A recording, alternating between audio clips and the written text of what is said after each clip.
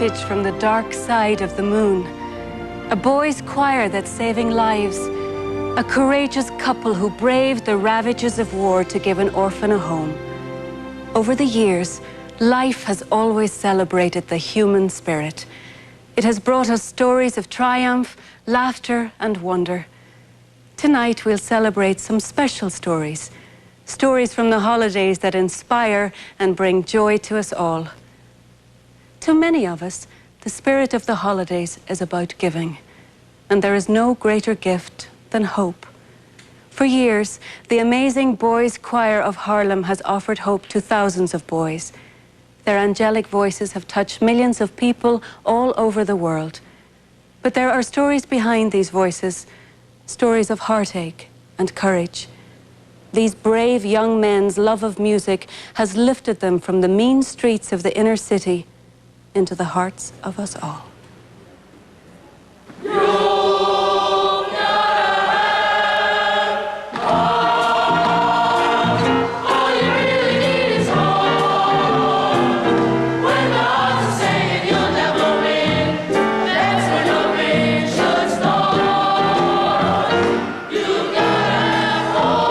It's more than singing.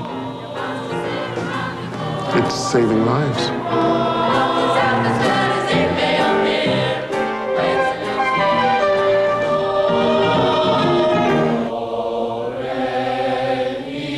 We don't save them all. We lose some. That hurts, of course, but it's real. We have families where we know that the three older brothers are either in jail or on crack. And that one little child who's 10 years old and the mother is striving, this is my last chance. I get afraid every day, because there's no telling what could happen to me on my way to school or on my way home. My father is, I believe, in Queens, New York. He doesn't really keep in touch with me. To think that your father doesn't really care about you, it's like a real bad feeling. There's also a lot of drug dealers on the corners, you know, people just hanging out. Some people go to the school just to hang around. They don't go into school, you know. They wait out to rob people. Sometimes I try to reach out to my father, but then sometimes I say, if he doesn't care about me, why should I keep on pressing out to reach him? There are children who need nurturing and love and attention. There are children who need direction and discipline and pointing the way. There are all kinds, and so that the Boys' Choir of Harlem is there to help to guide as well. Boys' Choir of Harlem, I guess that was the only organization that gave us that love and that intensity and something artistically, as in your own voice, to build upon, to give you something that you can be proud of. I think that it's clear that our kids can do anything that they want to do. And with classical music, there comes a certain level of discipline that we can use. My natural mother, she got mixed into drugs when crack had just hit the streets. And I was like 7 years old, and I didn't really understand. But then she wouldn't come home like for 2 or 3 days, so I had to always stay with my father. She works in the laundry right now. She's starting to get back on her feet. But I can still see that, I can still see in her body and her movements that she still uses drugs. It was kind of scary knowing that my mother wasn't there, that my father was always, working his butt off. Just remembering about all the days when the Christmases were like I never had Christmas because my mother would do something, my father would always work. But from learning and from experiencing like hard pain and sorrow, I would never let my children or anybody around me go through anything like that. So it hurts really bad.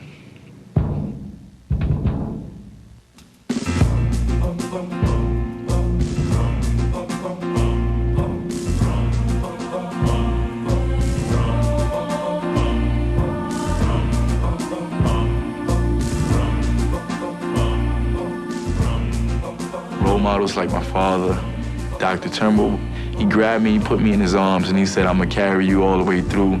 regardless if you want to fall or not, I'm going to keep picking you up, and I'm going to keep dragging you until you learn, until you get older. Then you're gonna pick somebody else up and keep holding them and pushing them and loving them.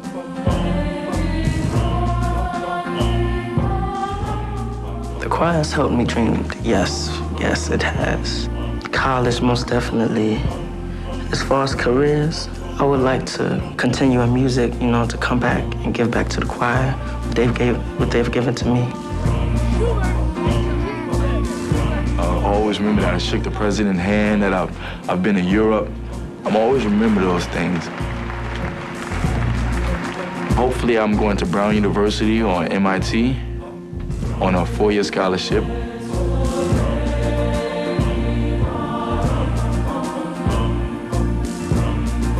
The problems are many, the task daunting, but you have to feel that it can be done. That sense of hope, that sense of, you know, I can do something about it. I dreamed that I could become a successful lawyer. I could believe myself standing in the front of the Supreme Court and getting my point across and winning the case. What's the text, care for your brother? I mean, you know, it's very real, and I'm sure we're all beginning to see that now. That's just my own personal, you know, feeling. And certainly, I found in children, they are just most willing and so open to being positive as opposed to negative. They really are.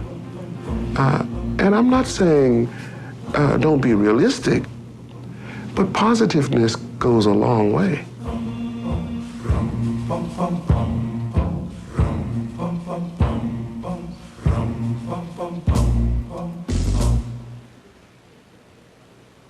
One of our favorite movie stars was Jimmy Stewart, a beloved performer whose warm face often appeared in life. In him, we saw an actor who represented small-town values, truth, honor, and the decency of the common man. Sadly, he passed away earlier this year, but we'll never forget this wonderful man. Mary, I know what I'm going to do tomorrow and the next day and next year and a year after that. I'm shaking the dust of this crummy little town off my feet, and I'm going to see the world. Over the years, It's a Wonderful Life has become America's most cherished holiday movie. The character Stewart portrayed, George Bailey, touches us all. But the part was every bit as meaningful to Jimmy Stewart himself. It embodied all he believed in. Just remember this, Mr. Potter, that this rabble you're talking about, they do most of the working and paying and living and dying in this community. In the late 1930s and early 40s, Jimmy Stewart was an enormously popular movie star. But when World War II broke out, he put his country first and left Hollywood to enlist in the U.S. Army Air Corps. Jimmy Stewart's war career was second to nothing. Everyone, I believe, would have followed him to hell and back. He was an American hero. His leadership was outstanding. He couldn't send anyone to combat without him knowing what it was like himself. We were flying missions of 2,000 airplanes, and he did not pick the targets that were the milk runs. Flak was so intense, it was just almost blacked out the sky. High Command was very upset with the fact that Stewart was selecting too many rough missions. And Stewart turned to him and told him, "We're here to win a war." That was Jimmy Stewart. When the war ended, Jimmy Stewart, now Colonel Stewart, was anxious to restart his movie career. Many of the roles offered to him were in war pictures. But Stewart, who had witnessed battle firsthand and who had friends who died for their country, refused to exploit his reputation as a war hero. He politely turned the offers down. He had integrity, and Jimmy didn't want to go around taking bows for what he'd done in the war. He never talked about it. Instead, he joined forces again with his old friend, the director Frank Capra, to star in It's a Wonderful Life, an unusual movie about an average man who is helped through the darkest time of his life by his guardian angel. Well, who are you then? Clarence Oddbody, AS2. AS2, what's that AS2? Angel, second class. You sit around here and you spin your little webs and you think the whole world revolves around you and your money. Well, it doesn't, Mr. Potter. In George Bailey, Jimmy Stewart found a character who shared many of his own deeply held beliefs. In many ways, Jimmy Stewart was George Bailey. He grew up with small-town values, God, country, and family. And he believed that he had to serve each one of those in his own way. I remember my sister and I were going off to college, and Dad said, I want to say something to you. And I thought, oh, God, is it going to be the birds and the bees? I mean, we knew about that already. I think this is going to be so embarrassing. But we kind of settled down for a long talk, and Dad said, I just want you to remember to always be nice to people. I remember a fan came over to him. Said, "Oh, Mr. Stewart, hello, I'm so-and-so," and they shook hands. He says, "I don't think it. I guess it doesn't mean very much to you, but I've been a fan of yours for such a long time." And he started to take his hand away, and Jimmy held his hand, didn't let it go, and said, and looked him very directly in the eye, and said, "It means everything to me." And he meant that. Get me back to my wife and kids. Help me, Clarence, please. Please. I want to live again. I think the reason It's a Wonderful Life is such an unbelievably popular Christmas movie is because he was so stepped on by the evils in the world, and you're rooting for him to win, to get over this. That's Santa Claus to all of us. A lot of people, I think, feel that they haven't really achieved what they wanted, that there's a kind of regret. And I think that seeing what life would be like if he hadn't lived, and the reprieve at the end, I think all that is something people respond to. Merry Christmas! Merry Christmas! His spirit is alive partly because people think they know Dad as a person. He lived by these rules, these simple rules, and people knew that. One thing that I picked up from my dad is the idea of counting your blessings and feeling lucky, not taking anything for granted. And I think that's a very useful attitude to have in life. To my big brother George, the richest man in town.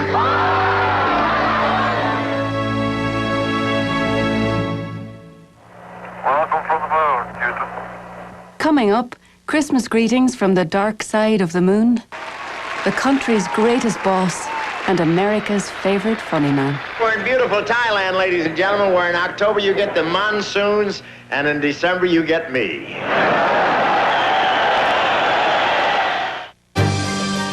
State Farm Insurance is proud to bring you life's greatest holiday stories with limited commercial interruption.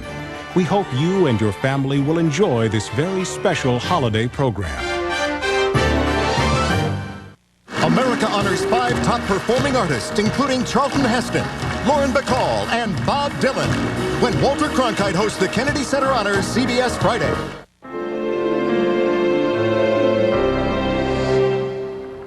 Lawrence, Massachusetts, a working-class red brick factory town. For decades, Malden Mills has been the town's largest employer. The mill has been run by the Feuersteins for nearly a century, providing jobs for generations of families. But in 1995, tragedy struck. Just 2 weeks before Christmas, an explosion ripped through the factory. Soon, a massive fire was raging through the mill, threatening not only the workers and firemen, but the livelihood of an entire town. And as the townspeople prepared for the holidays, the timing of the disastrous fire could not have been worse. All the windows had been completely blown out. You could hear them still inside the building screaming, "Just help me." We were just trying to get inside to get, where they were. We broke into pairs of 2. Yeah. I think Duffy and I went through the first 4 once together, searching for people. Probably normally I wouldn't do it, but I went down there and you see all these people you've worked with, you've joked around with. You just went in and did it. We had just got the last injured out. Then all of a sudden the building erupted in flames and black smoke and almost like thunder rolling through you. Well, when I saw the first building totally engulfed in flames, I mean, totally from one end to another, and I just got sick. I could look down and see the future of my company going up in smoke. 58 years old, working for a good company. Wow, you know, where am I going to be working tomorrow? You know, what's going to happen? I mean, it's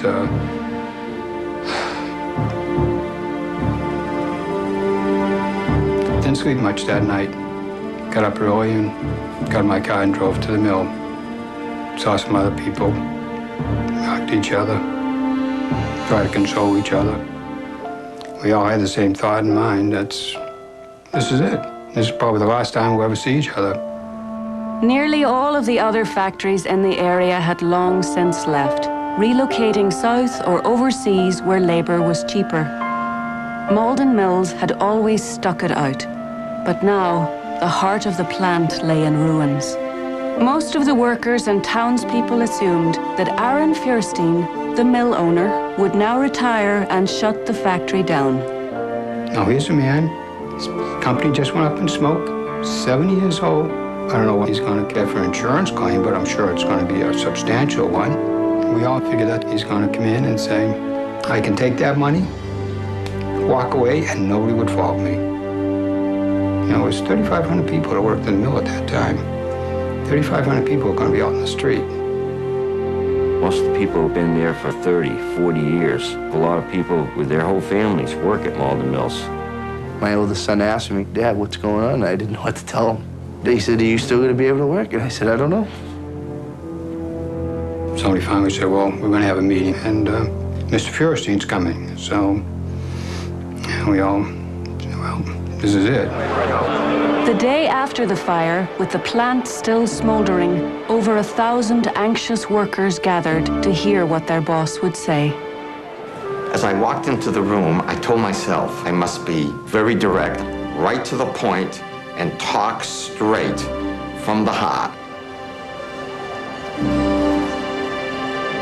I'm happy to announce to you that at least for the next 30 days, all our employees will be paid their full salaries. I told them that we are going to rebuild and we're going to be back into business and we're going to make it, and to rebuild right here in the exact same place where in 1865 the original founder built the first mill.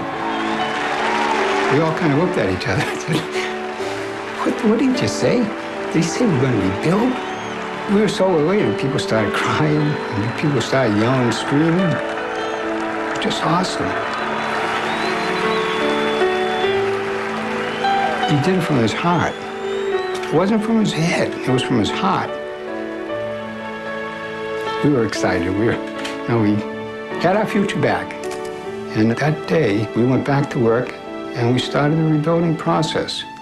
And it was marvelous. It was a joy to watch. At 10 o'clock in the morning, now this is right after the fire, we started running phone lines to temporary areas, and I just had a good feeling. And it was my people who really took over. They created the miracles. They made things happen. They took from nothing and made it something. All of a sudden, anywhere there was space became an office. Conference rooms become headquarters for divisions. It was invigorating. People thrived on this challenge all of a sudden we had. To go by every day to see something happening, see the land being filled in, to see the foundation starting to be erected and seeing walls starting to go up. Everybody was working together for one thing, to get that corporation back up on its feet. Right. I mean, just seeing everybody pull together was great. Everybody had a common goal. You know, we were going to pull this off. And there was Mr. Feuerstein. You know, you go around shaking hands. Guys are doing a good job. We won't let you down, man. I grabbed his hand and I just said, thanks. You know, my family and Duffy's and everybody else depends on that man. I'm glad he stayed. After nearly 2 years of working days, nights, and weekends, the new factory was finished. And today, every single Malden Mills employee is back on the job. Thousands of workers and their families turned out for the dedication of the new factory that saved their town. The dedication ceremony was just wonderful. As E. Cummings said, I who have died am alive again today. From death we have life, and we made it. How do you like that ceiling? When I opened the door, I could hear the beautiful music, the hum of the machinery running. Wonderful. First time I saw him alone, what I'm doing is Mr. Feuerstein, I want to thank you for my life, because that's what you gave.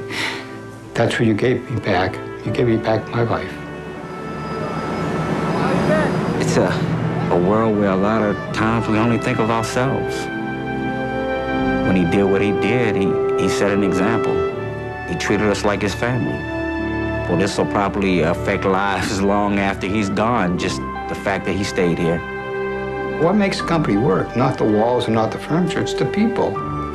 And that's the forgotten thing nowadays in industry. And he showed that it works.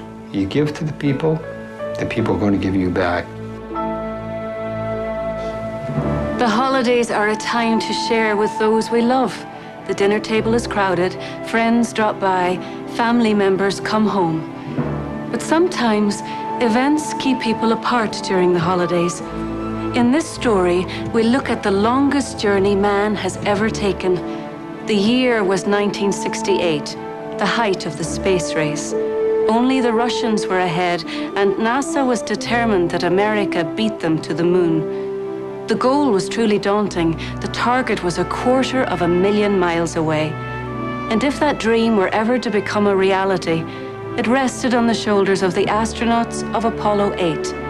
It would be the first time man would set eyes on the dark side of the moon. And for the astronauts and all of the world, it was a holiday we'll always remember.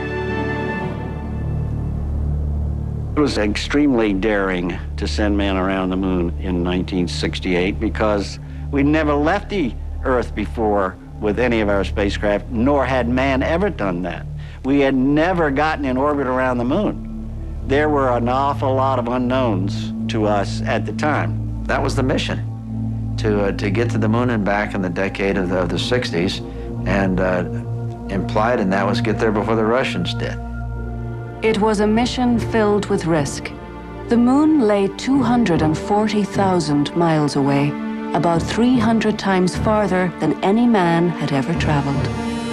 To get there, it would take the most powerful rocket ever built, the Saturn V, and no one had ever flown atop it. For astronauts Frank Borman, James Lovell, and Bill Anders, it was not only a step into the unknown, it was also a test of faith. I worried about not coming home. I had 5 children I was responsible for and a wife. In fact, I worried that maybe I was being selfish by participating in what to me was a thrilling adventure. I honestly believed it was going to be a one-way trip. I really didn't think they'd get them back. I just made up my mind that it was my turn to be the next widow. Just 2 years earlier, 3 astronauts had died in a launch pad fire. That tragedy was still fresh in the minds of the astronauts and their families. Having a number of my friends whose fathers did die, I always had a fear that this job might cause his death. On December 21st, 4 days before Christmas, Apollo and its crew were ready. I weighed the risk and I said, hey, the rewards are well worth the risk. To be the first person, or one of the first 3 to go, I'll take that risk. All engine running. Liftoff. We have a liftoff. The sound, the noise, and the vibration of the ground just, it was tremendous. It was something I had never experienced. Tower cleared. I just got this feeling in my stomach like, whoa, that's my dad. And you just shook, and the birds just took off. And to watch this thing going up and the crackling sounds that was piercing your ears, and then all of a sudden it dawns on you, my dad's on top of that thing. Apollo 8 Houston, your trajectory and guidance are go, over. When the engine stopped, we knew that we were really on our way. We had committed ourselves not just to go around the Earth, but we were going way out. In a moment that will live in history, Apollo turned its camera toward the Earth. And there, in the lonely darkness of space, we saw ourselves for the first time. All right, you're all looking at yourselves and see from 180,000 miles out in space. When you put your thumb up to the window, you could completely hide the Earth. And then you have to think about that for a while. Everything that you've ever known, your loved ones, your country, your very reason for existence is behind your thumb, and it just disappears. It changed the way people think about where they live. It certainly changed me. On the fourth day, the crew of Apollo 8 became the first humans ever to reach the moon. Its surface lay just 69 miles beneath them, but still they couldn't see it. Their spacecraft had been turned backwards. When we looked out the windows, we couldn't see any moon. Are you sure we went the right direction here? So I was looking around, and over on my far left, the stars suddenly stopped, and there was this huge black void of no stars, and the hair literally kind of went up on my neck, and that was the moon. There, just below us, were the ancient old craters slowly slipping by the far side of the boat. You know, we were like three school kids looking into a candy store window. Our noses were pressed against the glass. We forgot the flight plan, just watching those craters go by. As Apollo slipped behind the moon, the mission faced its most critical test. Once we committed to going into orbit around the moon, that engine had to work. No ifs, ands, and buts about it. It had to work. There was no safety net. If the lone engine failed, Apollo could crash into the moon or drift off into space, lost forever. The crucial maneuver was to take place on the far side of the moon, where for the first time, Mission Control would lose contact with the ship. For a full 45 minutes, the whole world held its breath, and for these minutes, we were all united as we nervously awaited word of the astronauts' fate. Apollo 8, Houston. Apollo 8, Houston. I started to think about it, and I just fell apart. It was a long time. It was eternity. Apollo 8, Houston. Apollo 8, Houston. Apollo 8, over. We've got it. We've got it. Apollo 8 now in lunar orbit. There's a chair in this room. Then we rotated the spacecraft, and suddenly in front of us up popped the Earth in the first Earthrise. And that was really, that's where even the fighter pilots had a lump in their throat. The high point of all high points was looking over this planet that we were circling, totally devoid of life. Distressed, beat up, stark, terrible, and then seeing this blue planet that we call home in the background. It was close to Christmas, and my family was back there, and it got to me. I think we were all just in awe of it all. It's like being born. Man is, by God, we can leave this earth. That was what Apollo was all about. While the world looked on in amazement, the astronauts' families were preparing for a lonely Christmas at home. There was just the children and myself, and we, of course, missed Jim. Even though we had presents and all sorts of food, it wasn't the same type of Christmas. It was empty not having my dad there. Then on Christmas Eve, as their families and the world tuned in, the astronauts delivered their final telecast from the moon. For all the people back on Earth, the crew of Apollo 8 has a message that we would like to send to you. In the beginning, God created the heaven and the earth. And the earth was without form and void, and darkness was upon the face of the deep. And the Spirit of God moved upon the face of the waters. And God said, "Let there be light." When they read Genesis, many of us had tears in our eyes. It brings back memories. And God called the light day, and the darkness he called night, and the evening and the morning were the first day.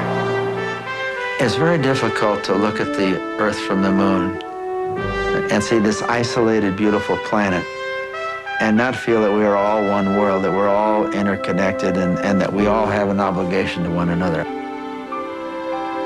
And from the crew of Apollo 8, we close with good night, good luck, a Merry Christmas, and God bless all of you on the good Earth.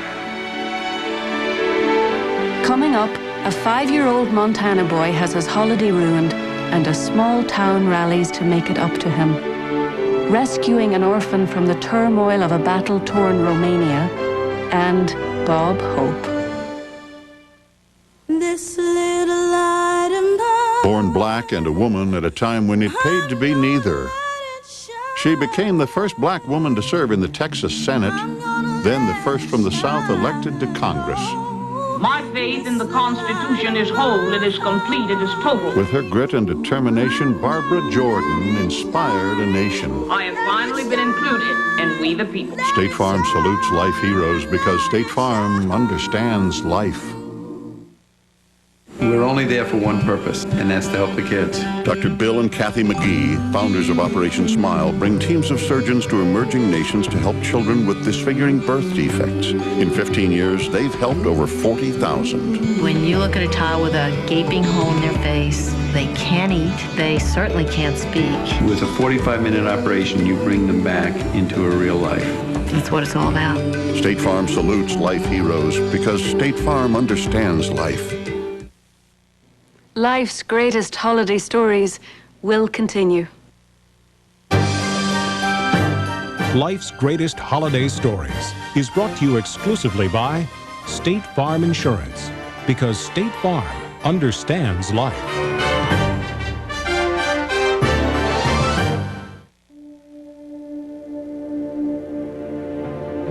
Romania at the fall of communism. None of us who saw the images in Life and other places will ever forget them. Cities ravaged by civil war, orphanages overflowing with starving children. How many of us wished we could reach out to these kids? This is the story of a young couple who spent their Christmas bringing hope to 2 little girls and built a family out of the tragedy of a country in the midst of a revolution.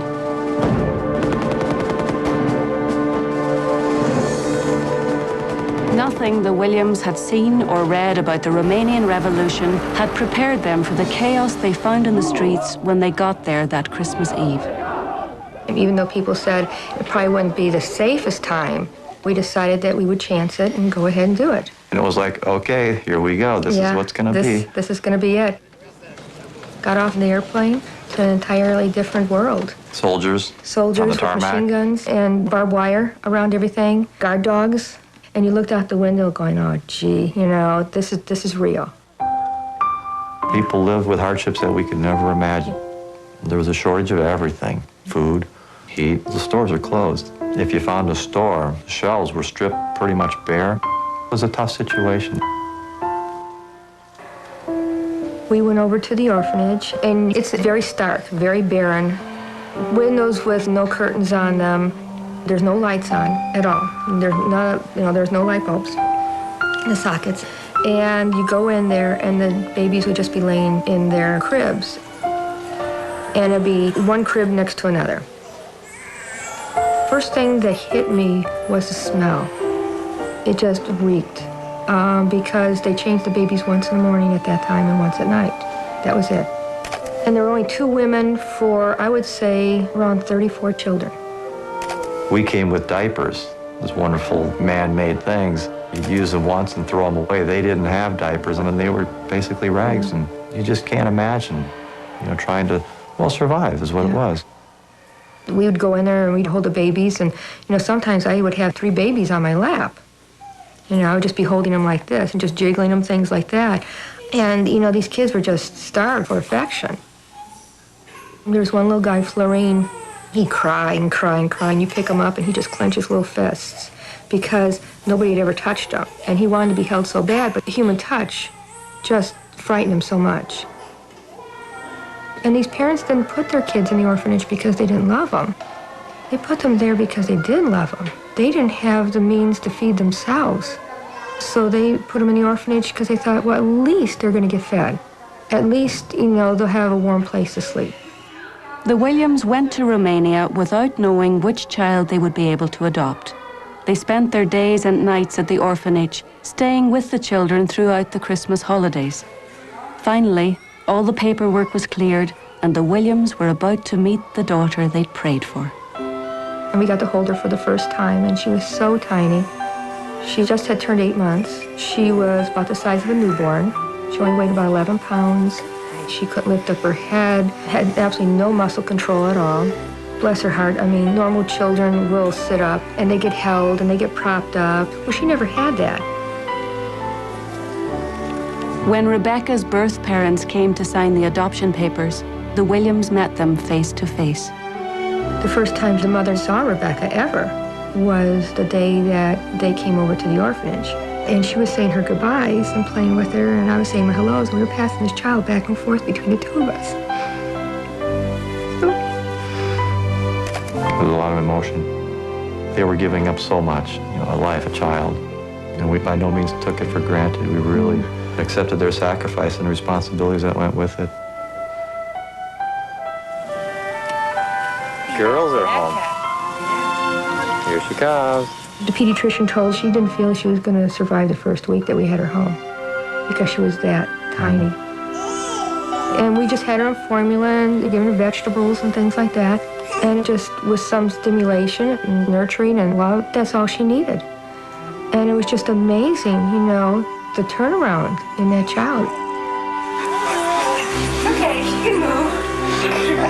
Yeah, no. It was real hard to think about all the kids we had touched or that we had talked to because I wonder if they were adopted. You know, I wonder if they were able to get out. I wonder if they're still there, how they're doing. And I still have those questions. That's something that's going to haunt me till the day I die. With Rebecca on the road to a strong recovery, Dave returned to Romania to try and rescue another child. Today, both girls are thriving. The tragedy of their battle-torn country far behind them. Okay, you ready? They know that they were born in Romania, and we were there because we loved them, and that's how this whole thing started. We're both honored and both very fortunate to have each other. From the horrors of a revolution, the Williams and their 2 daughters have made a true Christmas miracle. Billings, Montana is big sky country, a quiet place where people look out for each other. A place where recently the entire town banded together to restore to one little boy the gift of hope. I love this community. I take pride in saying that my mother graduated from the same high school that I graduated from. My grandmother and grandfather had the first drive-in restaurant on a dusty dirt road, which is now a major road called Grand Avenue. My children anticipate the holidays. My children are very involved in the holidays. And I'm very proud to say that my children understand the history of the holidays as well. We have to have everything done by so-and-so, and let's make sure we get all the menorahs up. What I like about it is meeting my family and seeing them a lot all together. But for all of Tammy's warm feelings about life in Billings, things had begun to change. Over the last few years, white supremacist groups had begun attacking minorities in the area. And one night, Isaac's holiday dreams were shattered by an act of violence. Isaac woke up about 4 o'clock in the morning screaming that there was a man looking through his window like this. The next night, a brick went through Isaac's window and shattered the menorah. I had gone to a meeting and came back about 10 o'clock that evening, and the house was totally dark, and I walk into Isaac's bedroom and the house is freezing cold. Felt scared that they'll come out for me and get me.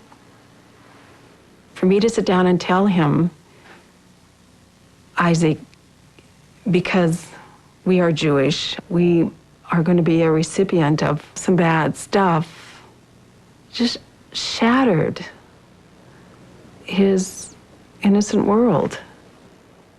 In the midst of the family's grief, a tiny miracle appeared in the guise of a little girl who lived next door. It was 7 o'clock in the morning, and the doorbell rang. We cautiously opened the front door. We're frightened about answering the door, and there stood little Rebecca Bacon with her hand-drawn menorah. She knew what was important. And you sat back and you were awed. You were awed. Word of Rebecca's gesture spread throughout Billings, creating a ripple of hope. Brick goes through a kid's window. It just seems so outrageous. I mean, people always say newspapers ought to be neutral, but how do you be neutral about something like that? I felt very strongly about it because it landed on the child's bed, and it could have harmed him. If we didn't say something, people would think the whole town was like that, and that wasn't true. Newspapers should make grand gestures sometimes, so I suggested doing the full page. And the Billings Gazette printed a full-page menorah and asked the people to paste them to an outside window. Right after they started appearing, then there was a series of bricks and being thrown through car windows and things on houses that had the menorahs. One of my neighbors came rushing over and said, "Take that thing down. Don't you know what's going on in this town?" I said, "Yes, I do. And that's precisely why I'm putting this up." This second round of violence sent shockwaves through the town and caused the people of Billings to rise up in support of one of their own. The next day we drove all around the neighborhood and the city, and we saw all these menorahs in the window. I felt better because everybody's standing up for me, our family. Never in my wildest dreams would I have ever imagined 6,000 menorahs going up in the window. I knew in my heart they would respond. The surprise was that they responded in such a massive amount. And I forever thank God and thank my community just for that one event. Next, Bob Hope, nearly half a century of bringing the holidays and home to American GIs.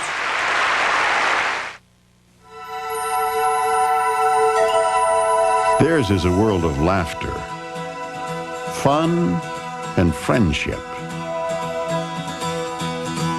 where problems seem to last no longer than the day. And they need no more assurance than a mother's arms,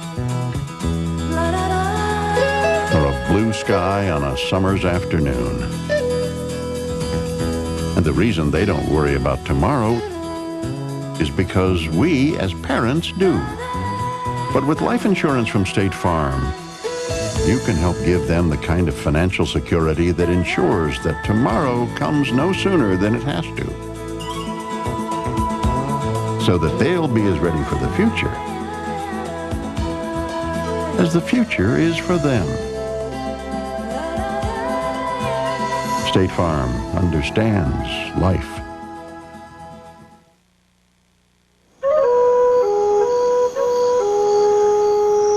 Each morning, she heads for the desert's poorest communities with food, clothing, and badly needed appliances.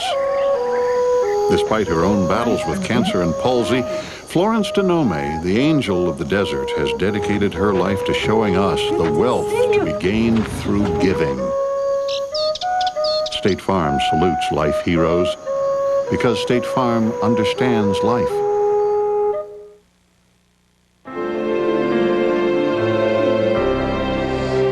For most of us, the holidays are a time of giving. This next story is about a man who frequently graced the cover of Life and who devoted his lifetime to honoring the tradition of giving. 9 million troops entertained on 6 continents through 4 wars, and no matter how dangerous the battle zone, Bob Hope was always there, for the American soldier.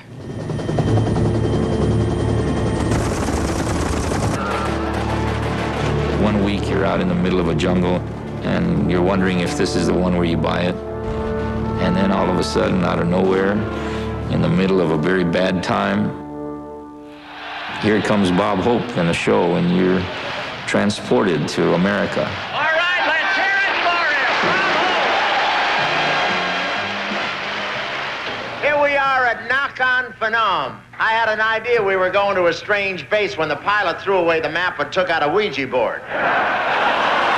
It made it so much better for us, made it easier.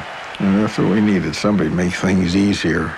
I was one of the lucky ones. I saw him 3 times in combat areas, World War II, Korea, and Vietnam. So I felt, hey, this is an old friend coming back. I'm very thrilled to be here on, where are we? When I was a little boy, my dad used to tell us the story about how he got to meet Bob Hope in the Second World War.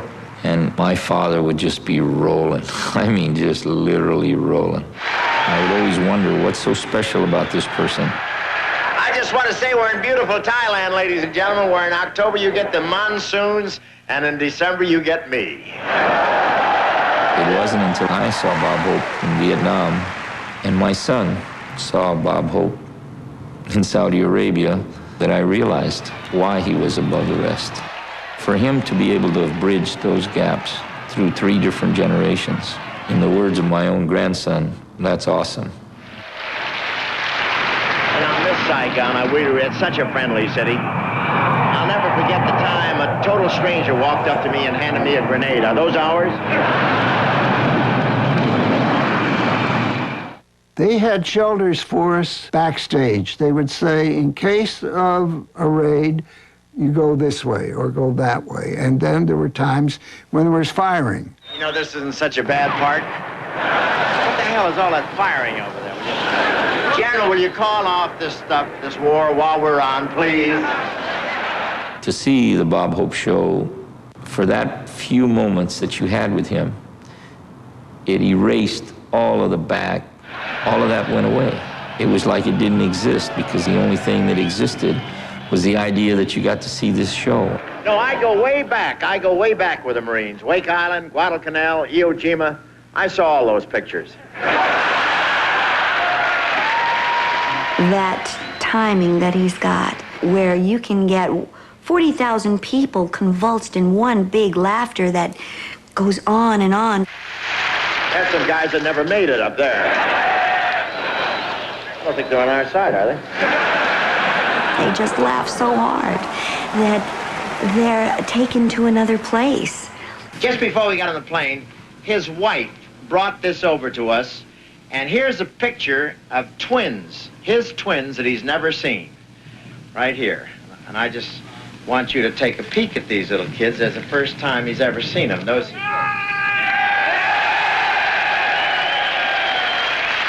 was something you didn't expect. So when you don't expect something and you get a beautiful thing like that, why, it really, really is wonderful. And their motto is Semper Fidelis. That means, oh, don't worry about it, Doc. Just nail it back on.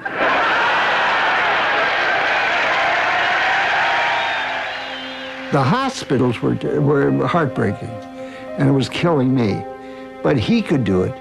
He had an ability to relate to those guys in the most terrifying shape you've ever seen in your life, guys that were just a mass of tubes that were being fed onto him. He just made jokes with the guys and tousled their hair and punched them and, you know, just played with them, and they loved it. And he liked it too. But I think that if he could have, he would have probably cried every inch of the way. I don't see any better way to spend a Christmas than spend it with you guys. He put on a uniform and cheered us on at a time when it was really hard. I mean really hard to be away from your family. Everybody on this stage makes these trips because of you and the way you are. And you're the great Americans that we love. We really appreciated it, really appreciated it. It was just home. And that's what he brought to us, he brought home. All is calm.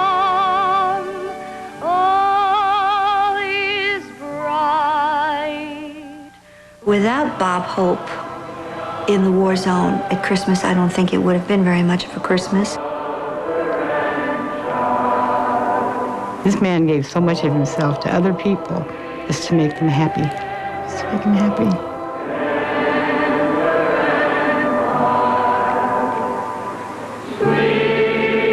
This is a man who gave my father joy, who gave me joy, who gave my son joy.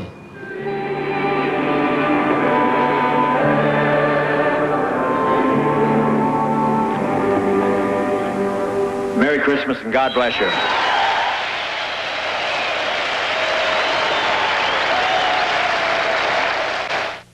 Next, the Harlem Boys Choir returns with a Christmas song for the ages. Tonight on Dave, newswoman Joan London and Cosby Kid Angelo Masagli. And remember, no poking. Tonight on The Late Show. We hope you have enjoyed State Farm's exclusive presentation of life's greatest holiday stories. And we want to wish you and your family the happiest of holidays.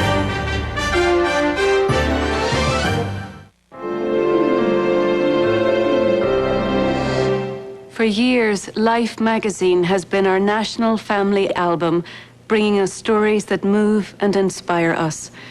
We hope your holidays are joyful and loving. Now, a holiday song from the Boys Choir of Harlem.